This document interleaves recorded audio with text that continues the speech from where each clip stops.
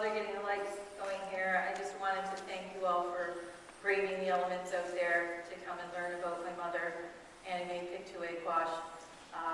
When Paul and I left our territories yesterday, it was snowing, so this weather is actually balmy for us. I wanted to tell you a little bit about the rain. I shared this story with Brent yesterday or this morning. Before my mother was murdered, she told a dear friend that if anything were ever to happen to her, that she would somehow come and bring her comfort through the rain.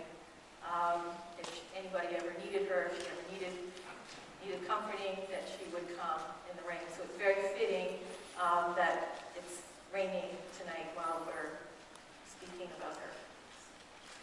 So I'd first like to say that thank you for coming and taking the time out of your busy schedules to come and learn more about what happened to my mother. This has been a 35-year journey for our family. Many of you know my mother as an advocate for human and native rights. But what many of you may not have known was her work with the civil rights movement. She was very active with the American Indian movement in fighting for civil rights, native rights, women's rights, human rights, and her death was a violation of those rights in the fact that they were stolen from her. And that people made a decision that they didn't have the right to make in deciding whether she deserved to live. And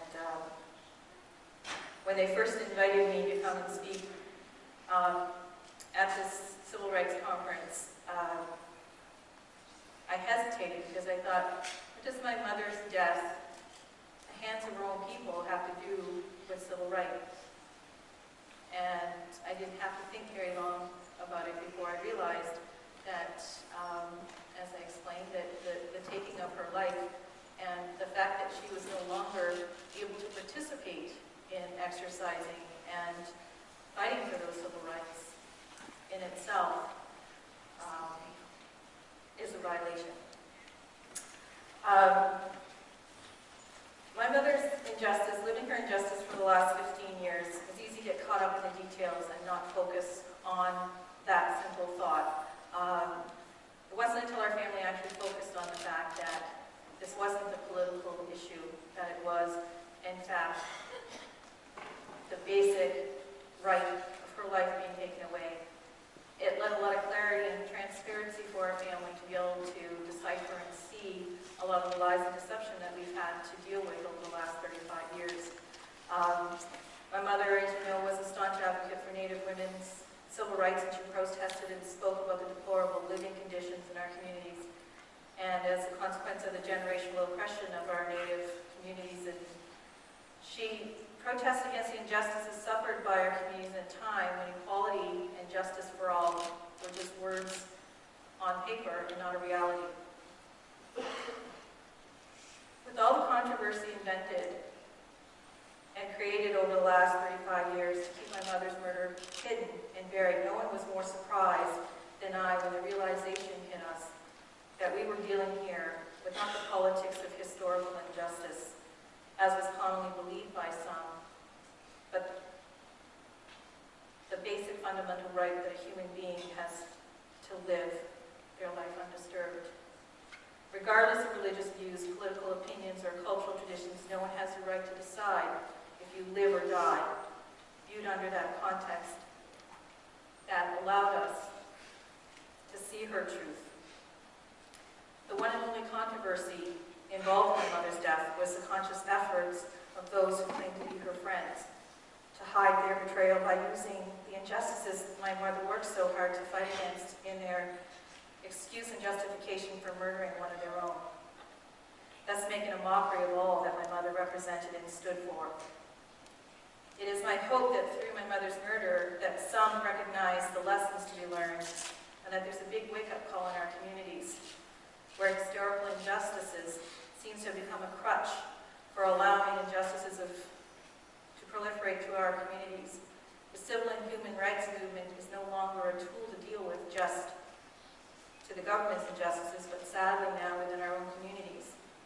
There has to come a time where the historical injustices are no longer the noose around our neck, preventing us from moving forward and past the very dark era. There has to be a collective realization that there can be acknowledgement for those injustices and healing and progression without losing our identities and no longer allowing others to dictate how we are to suffer. No longer should we identify ourselves as victims, but rather as survivors by taking measures that the rights promised to us are an expectation and not just words on paper. I attribute part of my ability to survive this quest for justice over the past 35 years to my mother for some of the last few sentences she ever said to me. Don't ever let anyone tell you they are better than you are. We are all created equal. And don't lie. Whatever you do, always tell the truth. And with that, I will tell you my truth. The earliest memory I have of my mother was one of the last Christmases that we spent together as a family. It was shortly after that time that my parents separated. I would have been about 5 or 6 years old. At the time, my mother was involved in the Boston Indian Council, very active in helping out natives that had just come to the new big city, needed to find new jobs, new resources, looking for education, housing, lodging. It was at this time that the American Indian movement showed up at the Boston Indian Council to recruit new members. And my mother was drawn to the movement's ideals in making change and protecting the rights of those who could not help themselves, and eagerly signed up. She also recognized the opportunity a national organization such as AIM presented in carrying out other ideas that she had for traditional Native culture. This was also when she met her husband, Mae Pictou Aquash. We traveled everywhere with my mother and attended several protests with her. We went with her to the Mayflower II takeover in Plymouth Rock, Massachusetts in 1970. We also attended the BIA building takeover in Washington, D.C. She's always very honest and upfront with us, didn't hide or sugarcoat anything. We learned at an early age about the atrocities and injustices suffered by our nation's ancestors historically. And she had a way of explaining things in a very matter-of-fact way regarding our rights, and that she was going to make a difference. In February 1973, my mother answered a call for help from the American Indian movement to attend the 71-day siege at Wounded Knee in South Dakota.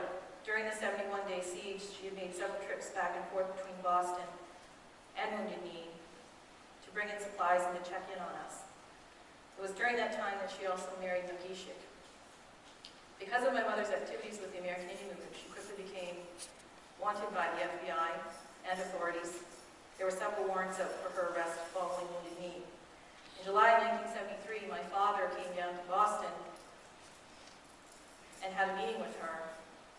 And they had a standing agreement between the two of them that whoever was best able to look after the children would have custody. My father, knowing that she had several warrants out for her arrest, suggested that it was probably best that we look after her, or that he look after us. And my mother, knowing that that was probably not the best scenario to raise children while you were on the run, accepted that she would give him temporary custody of us until she got her warrants sorted out. So we moved to Canada with my dad to live. Through witness accounts, we were able to trace the events and general location of my mother during this time when we were not with her. She came involved in the Red Schoolhouse in Minneapolis. She spent some time in California during this time when we weren't with her. In June 6th to the 18th, she attended the Farmington Convention, and at that time was interrogated at gunpoint by Leonard Peltier. In June 23rd to the 26th, she went to do pretrial work with Jean Day and John Graham in Cedar Rapids. In August of 1975, my mother crossed the border undetected to make her last visit with us. We were told not to tell anyone that she was coming. There were several closed-door conversations with my aunties that we were not privy to, but there was a sense of urgency with that visit. And I, at the time, attributed to the fact that she had crossed the border undetected.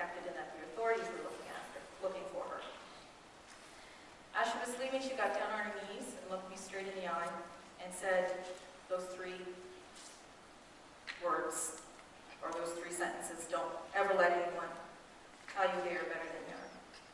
She also told me at the time to look out for your sister, and that to this day still haunts me. You were the oldest, and I am counting on you to look out for her. As she was leaving, she promised to call as she usually did at Christmas time. None of us imagined that it would be the last time that we would see her. Later on in adulthood, I would learn that she had told my aunties during that visit that she had been accused by members of the American Indian movement for being an informant, and that she had been interrogated and things were not going well for her within the group.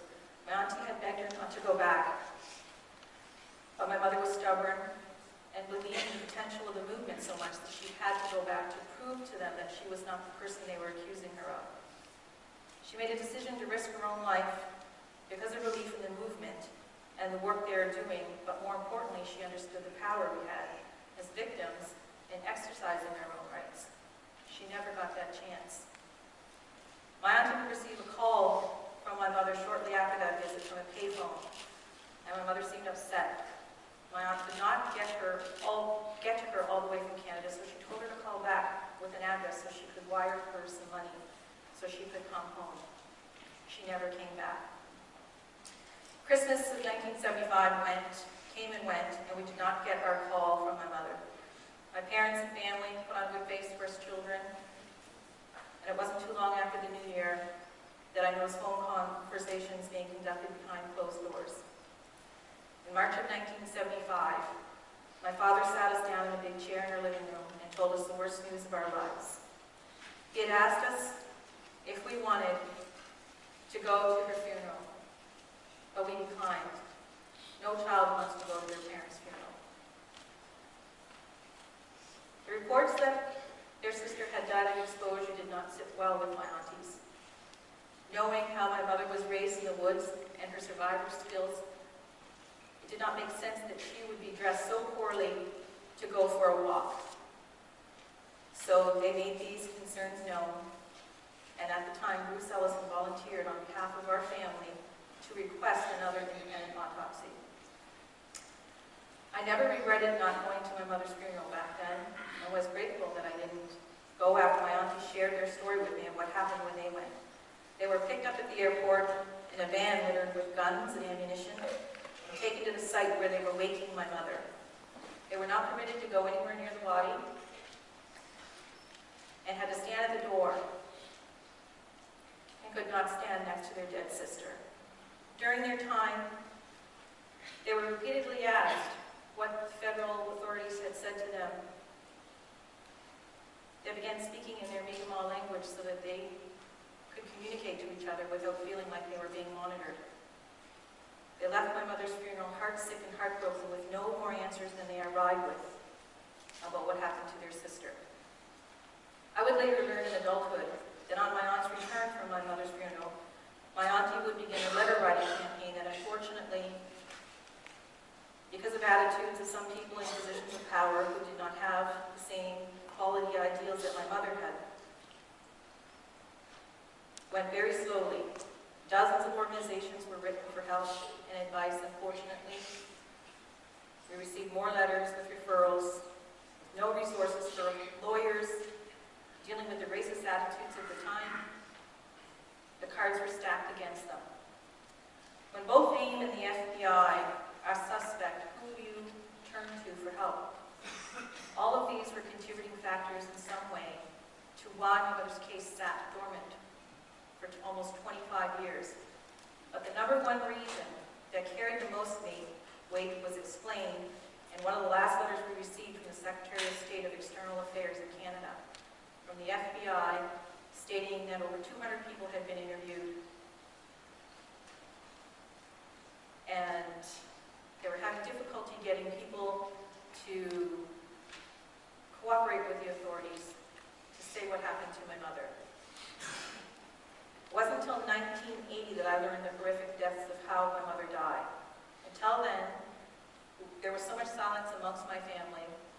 We didn't want to ask questions. We didn't want to bring them more pain.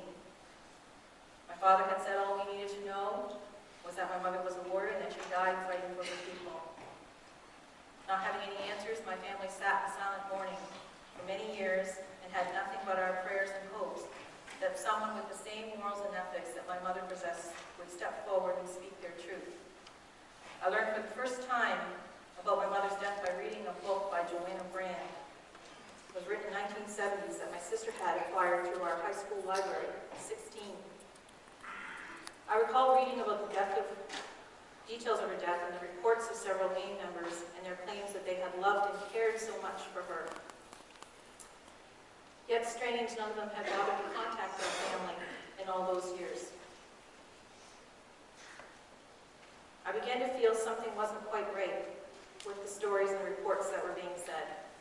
I began asking myself questions, like how can these people say they are fighting against injustice brought on by the oppressors, yet no one, not once did I see, at least by 1980, any efforts on their behalf for my mother's justice. Not wanting to bring my aunties any further pain, I did not address this question, but carried it with me for many years and avoided all contact with anyone from Maine, even to the point of leaving powwows when I would see someone walk by with a Maine patch on their shoulder. I began to think sadly that maybe my mother wasn't as important enough to matter. She wasn't, after all, Leonard Peltier. She wasn't a prominent politician. She didn't need to defend herself in any way. She was the victim of a violent act, and she was dead, and dead people don't speak. With no answers but more questions, and feeling there was nothing we could do about my mother's murder, we busied ourselves with trying to live our lives with a gaping void as best as we could, notably making and marking life's milestones and celebrations with the fact that my mother was not there to experience them with us. Most of my family had all but accepted that this would be one of the great mysteries that we would just have to learn to live with. And we sat back and watched in silent agony as books and movies, magazine articles, websites all heralded my mother's accolades and accomplishments with the movement, but none of them addressing her murder. And no one seemed more concerned that she had been a victim of a violent crime other than to point fingers at the FBI. Her name became synonymous with the American Indian movement and Leonard Peltier and his efforts to regain his freedom. She attained martyr status in her death through their efforts to bring attention to their own cause by profiling her murder on their websites and at their conventions. Yet no one made efforts to contact the family or aid us in any way to seek justice.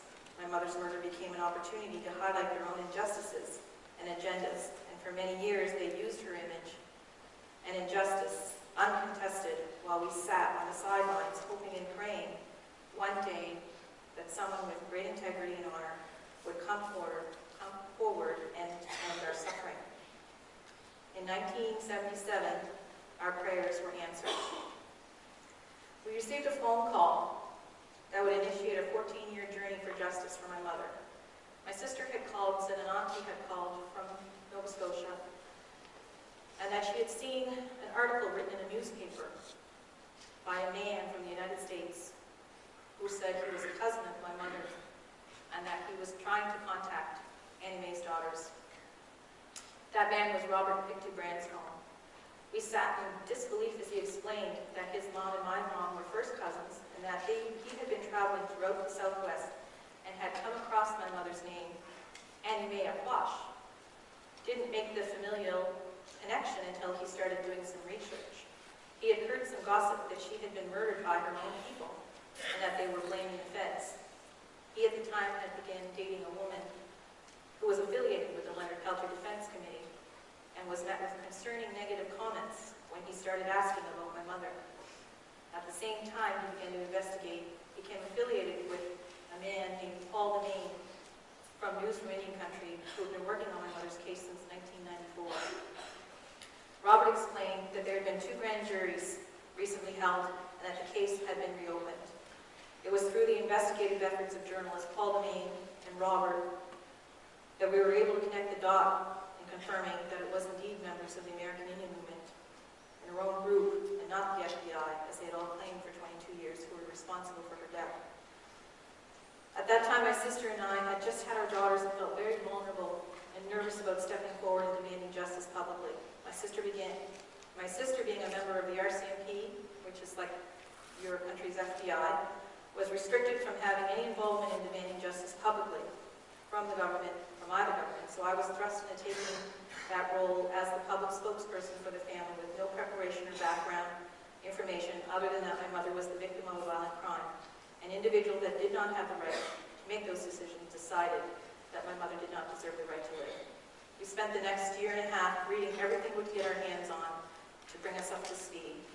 We scoured internet sites, articles, documents, looking for one shred of evidence that the FBI murdered my mother, as her comrades in the American Indian claimed for the last 2 decades. We found nothing. In 1999, along with Russell Means and Ward Churchill, Robert Pictou Branscombe held a press conference in Denver, Colorado to expose information publicly that Paul and he had been working on over the last several years. In 1999, with several grand juries behind us and no arrests or indictments, we traveled with Robert Pictou Branscombe to Parliament Hill in Canada to petition the Canadian government in helping us demand justice for our mother. It had been made public through the efforts of Paul Demain and Robert Pictou Branscombe that there were 3 individuals responsible for the kidnapping and murder of my mother. It was about that time as well that we received our first letter from Leonard Peltier. He had sent a letter through a cousin on my father's side. She had traveled to Leavenworth with a Canadian delegation from our native government to meet with supporters of Leonard to claim solidarity. The 2 leaders, incidentally, of these groups were personal friends. Leonard assumed my cousin was there as a representative of our family, and feeling confident that he had the Canadian government on his side backing him up, he had her courier a letter to us. In his letter, he warned us not to become fawns of the FBI, not to believe what the feds would tell us what happened to my mother, that they were only going to use this opportunity to keep him in prison and bring down the American Indian movement. I then sent him back a response saying, if he was so convinced that the federal authorities were involved, then he must have proof and would have no problem in assisting us in attaining that justice for my mother. I did not hear back from him until 2004. By 2001, I was in regular contact with Robert Pictou Branscombe and Paul Demain while working on 2 projects, the National Film Board's documentary The Spirit of Annie Mae and CBC's Fifth Estate Silence the Execution of Annie Mae, to bring hopefully awareness to my mother's story and the lies and controversy surrounding it. Her captors and murderers had over 20 years to do damage control and create all sorts of conspiracy theories, smoke and mirrors, and half-truths to keep the truth hidden. I began publicly denouncing the appropriation of my mother by the American Indian Movement and the Leonard Peltier Defense Committee and their supporters, claiming that it was incredibly disrespectful to hold honoring these events in my mother's name and not once call her family to at least let us know that they were doing this if they didn't want to invite us.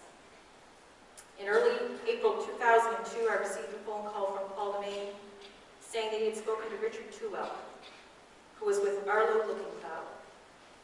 Arlo Looking Cloud was one of the suspects that was accused of being involved in my mother's murder. Arlo was wanting to speak to us. Apprehensively, we arranged to have that phone conversation. It would be the first time that anyone had spoken to us directly about what happened to our mother. During that conversation, Arlo Looking Cloud shared with us how he, John Graham, and Theda Nelson Clark kidnapped my mother from a residence in Denver, drove her to Rapid City. He gave us a very basic story. It wasn't detailed, but pretty much the same to what he testified during his trial. They kidnapped her, drove her to Rapid City, took her to Thelma Rita's house, took her to the Wickledock offices, then out to Rosebud, Dick Marshall's house, and then out to the bluff where they ended her life. We left that phone conversation dazed with what we had just heard. In late April 2002, we were asked to attend an award ceremony in San Francisco in my mother's name being held for Neelock Butler, who was dying of cancer. Neelock was married to Dino Butler, who was one of the co-accused in the jumping bull shootout with Leonard Peltier and Rob Robidoux. All knew my mother and were heavily involved with Amy. We, of course, had some serious questions to ask these people.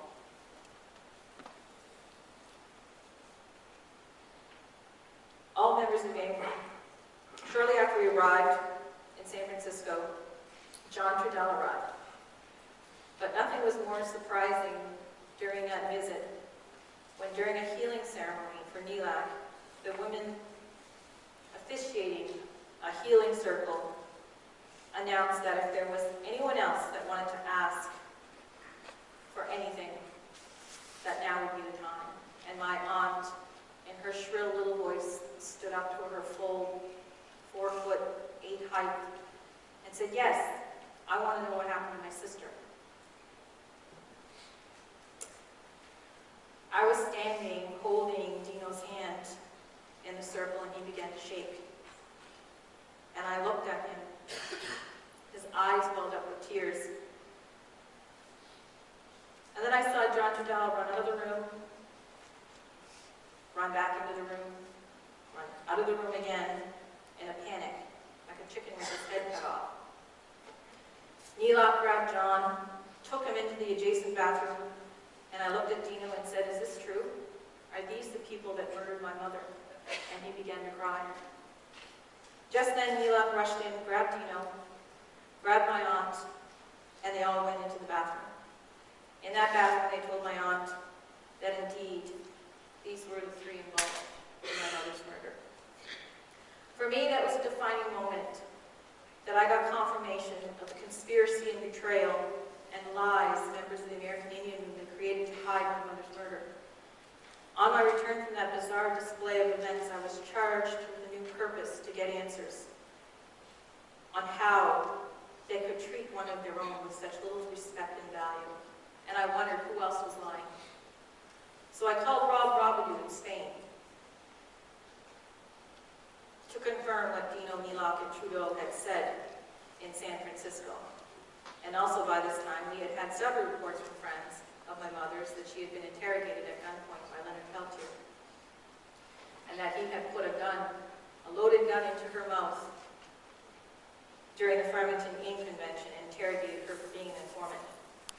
Peltier was publicly denying that any such interrogation took place, and knowing Robidoux had been there during that interrogation, I asked him if this was true, and he confirmed with me that yes, Leonard put a loaded gun into her mouth while interrogating her for being an informant. He said my mother was shaken up and walked away nervously laughing, as anyone would having just gotten away with your life. She said then privately, she asked him if she could join his chapter of the American Indian movement on the West Coast, to which he said yes. In late 2002, I received my first call from federal authorities. My first call. That there was a 5th grand jury being conducted. And in March of 2003, we got word that Arlo Looking Cloud and John Graham were indicted for the murder of Annie Mae Pictou Aquash. On March 27, 2003, Arlo Looking Cloud was arrested and authorities called us to inform us of that second time. In May of 2003, and the month following, 2 publicly aired interviews of John Graham are aired in Canadian television, where Graham states that he was driving my mother to a safe house, and that's where he left her, and that he was a friend of hers. And that when asked who else was in the car, he stated, if they want to put themselves there, they can. In December 2003, when John Graham was arrested for the murder of Annie Mae Pictou Aquash, but being in Canada, an extradition order is delivered to Canadian authorities to extradite Graham to the U.S. to stand trial. It was after Graham's arrest that we received our second letter from Leonard Peltier, where he now admits that he interrogated my mother for being an informant, but he did not use a gun in any way. And also says that he will not help us and will not participate in incarcerating another Indian man. By December 2003, I'm in regular contact with Robidoux as he is trying to work as mediator with us and Leonard Peltier to find a common ground. He is unsuccessful in getting Leonard to stay out of things, and Leonard announces publicly support for Graham, which he then denounces when Robidoux resigns from the Leonard Peltier Defense Committee, and then reiterates when Robidoux leaves. This goes back and forth several times until Robidoux walks away, stating that Leonard is no longer able to see through the lies anymore, and he will not go down with the rest of them, and he would no longer have anything to do with those guys, and that my mother deserved justice. In February 2002, Arlo Looking Cloud was tried and convicted of first-degree premeditated murder. Arlo Looking Cloud in 2004 of March is sentenced, and we bring our mother home to be buried in her homeland, but not without some antics and drama from Arlo's lawyer. We were served with an injunction on the eve of Arlo's sentencing, preventing us from taking my mother's body home across the border so that they could conduct DNA testing.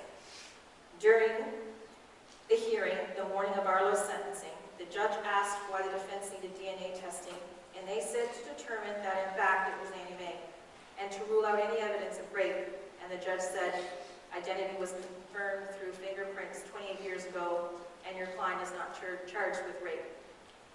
And the defense said, but in the event anyone else is charged with this murder is charged with rape, meaning Graham's. He was referring to Graham, whose lawyer was clearly in touch with Arlo's lawyer, and was trying to find an opportunity to debunk any evidence for possible future charges for his client. The judge threw the motion out and said people had 28 years to get forensics done, and now that her daughters have gone through the expense on their own and exhumed this woman's body for a second time to take her home, this lady was going home. Ironically, while we were going through these proceedings, my mother's body had already left and was headed home. Somebody had forgotten to tell the airport to put a hold on the body, and she actually made it home before our family made it home. Fearing the worst in having to revisit this nightmare with this injunction again during Graham's trial, or worse, to have her body exhumed after we re-interned her, I strongly suggested to my sister that we get every DNA test available done to avoid any surprises in the future. So on her return, my sister ordered to have an independent pathologist to perform all tests available to confirm identity and whatever else that could be done. The date for her re-internment was set for June 21st, National Aboriginal Day in Canada, and my sister made arrangements for my mother's return to her homeland. In June 19th, while sitting on the tarmac of the runway at Halifax International Airport, I received a phone call from my sister asking if I was sitting down. That she had just received an injunction to stop the funeral because Graham's lawyer now wanted to have a crack at testing my mother's remains for DNA testing. Our worst fears had become realized. Our heads were spinning with bewilderment as we tried to wrap our heads around this new delay, wondering what would possess Graham's defense team to wait almost 3 months to make this request on the eve of my mother's funeral preparations. Thank the Creator we had the foresight to order that DNA testing when we returned in March. The problem was that the results weren't in yet. Thankfully, a panicked phone call and the generosity of a lab tech who agreed to work through the weekend to give us our results by Sunday night resulted in the defense abandoning their injunction 2 hours before the funeral. They didn't even want copies of the results. The next 4 years would be spent defending my mother's right to justice and debunking rumors that we were on a witch hunt to bring down the American Indian movement and Leonard Peltier, and that we were in no way taking anyone's side regarding the historical injustices suffered by our nations, nor we were ignoring the fact that those very real injustices did exist. Otherwise, my mother would not have gone to South Dakota in the first place. It took 4 years to extradite Graham, and finally on December 6, 2007, Graham was extradited to the United States. In August of 2008, Richard Marshall was charged with aiding and abetting first-degree murder for providing the gun that Graham used to shoot my mother. In May of 2009, after various motions and delays, including a dismissal on the federal level based on a technicality from a law written in the 1800s that Graham did not fit the American definition of what a Native American is, because he was Canadian, and in Canada we define your status not through blood quantum. So there were jurisdictional issues on whether federal authorities could try this case, and it was sent to the Court of Appeals. In September 2009, Thelma Rios is charged with aiding and abetting kidnapping by state authorities and her involvement in initiating the kidnapping and providing a place to hold my mother hostage in Rapid City. February 2010, federal prosecutors lose their appeal, and Graham is recharged in state court that day. In March 2010, I made a phone call to Russell Means to ask him why he was publicly supporting Marshall, when in 1999 he made public display of support for my mother's justice. He then went on a rant about how we will never receive full justice by going through the government, going through the white man's court.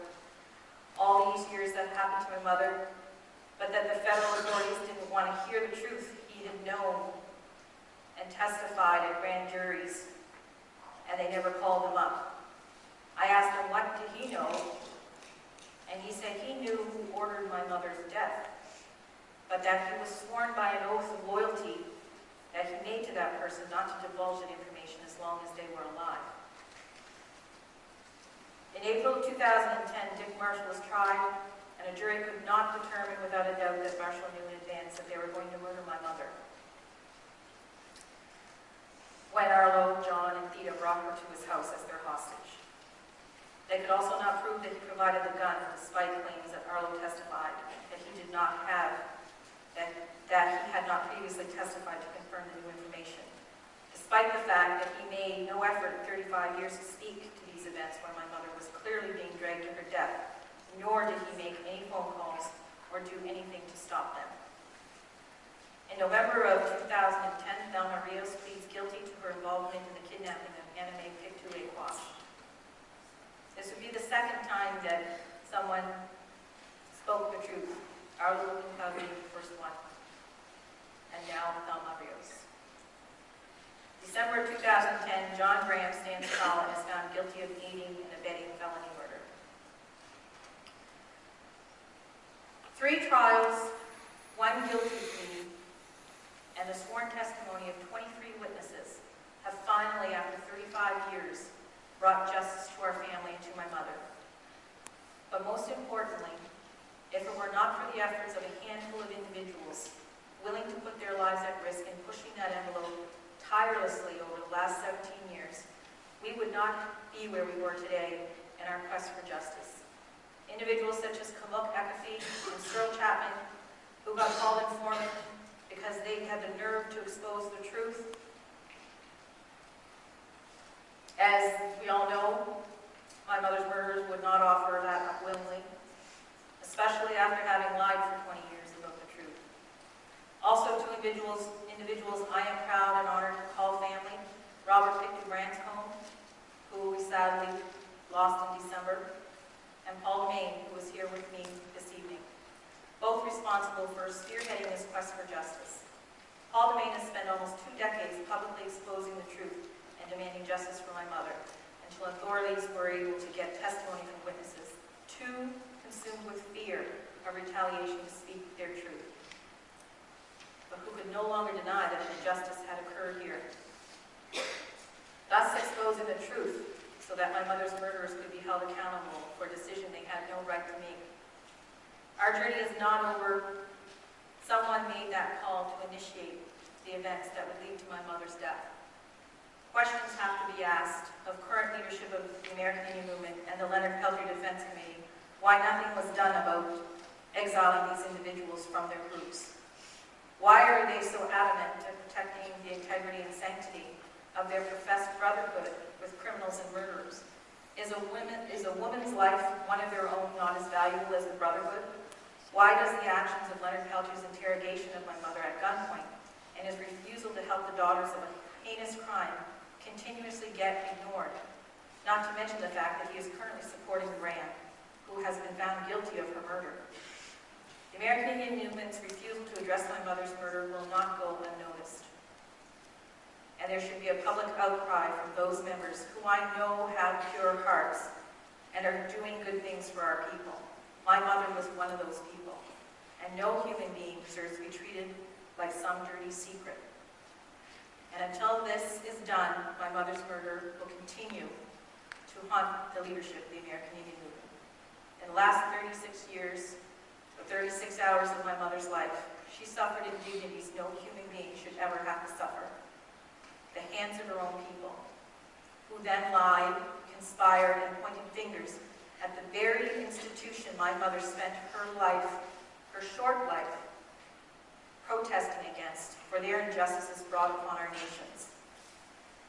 It is my pleasure to be here with one of the few warriors who stepped up to that plate in speaking and exposing the truth that helped accomplish bringing justice for my mother. A man who has the same conviction, integrity, and spirit that my mother possessed in speaking out against injustices. A true messenger of truth and justice, my friend Paul.